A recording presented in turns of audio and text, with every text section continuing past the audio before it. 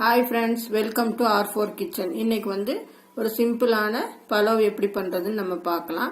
எங்கள் சேனல் உங்களுக்கு பிடிச்சிருந்தா சப்ஸ்கிரைப் பண்ணுங்கள். பலாவ் வித் சாலடு நீங்களும் பண்ணி பாருங்கள்.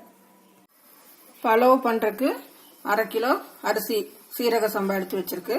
கொஞ்சம் ஜிஞ்சர் கார்லிக் பேஸ்ட், ரொம்ப போடக்கூடாது. கரம் மசாலாவும் கொஞ்சம் 2 பிஞ்சு போட்டால் போதும். வெங்காயம் நல்லா பொடியாக நீளமாக அறுத்துருக்கு. தக்காளியும் ஒரு 1/2 தக்காளி போடுங்க, ரொம்ப போடக்கூடாது. பட்டை, ஏலக்காய் தனியாக எடுத்து வச்சிருக்கு. பச்சை மிளகா, புதினா, கொத்தமல்லி. இப்போ எண்ணெயும் நெய்யும் போட்டு சூடு பண்ணிக்கலாம். முதல்ல பட்டையும் போட்டு கொஞ்சம் வறுந்தவங்க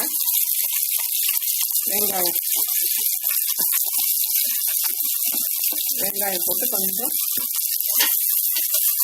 கலர் மாறுற அளவுக்கு வறுத்தா போதும், ரொம்ப வறுக்க வேண்டாம். வெங்காயம், தக்காளி,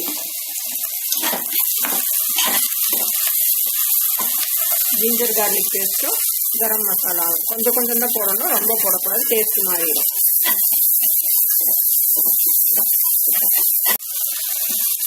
புதினா கொத்தமல்லியும் போட்டுருங்க. பச்சை மிளகா போட்டு கொஞ்சம் திருப்பிட்டு, 1 டம்ளர் அரிசி இல்லைன்னா 1 கப்பில் அரிசி எடுத்தீங்கன்னா 1 கப்புக்கு 2 கப்பு தண்ணி ஊற்றணும்.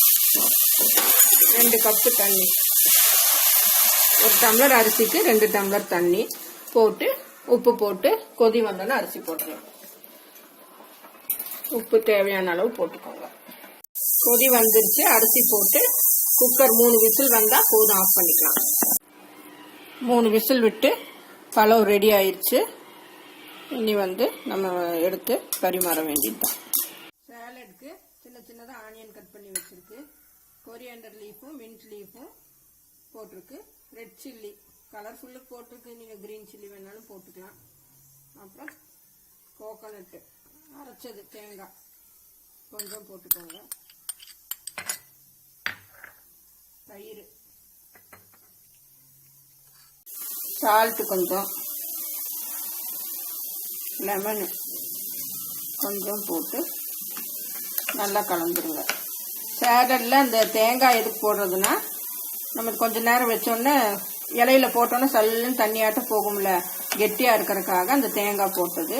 நீங்கள் இதில் வேணும்னா மாதுளம்பழம் உரிச்சு போட்டுக்கலாம், குக்கும்பரு எல்லாம் போட்டு கூட சேலட் பண்ணிக்கலாம். இன்னைக்கு நான் சிம்பிளாக தான் பண்ணியிருக்கேன். பலாவ் ரெடி ஆயிடுச்சு, நீங்களும் இது செஞ்சு பாருங்கள்.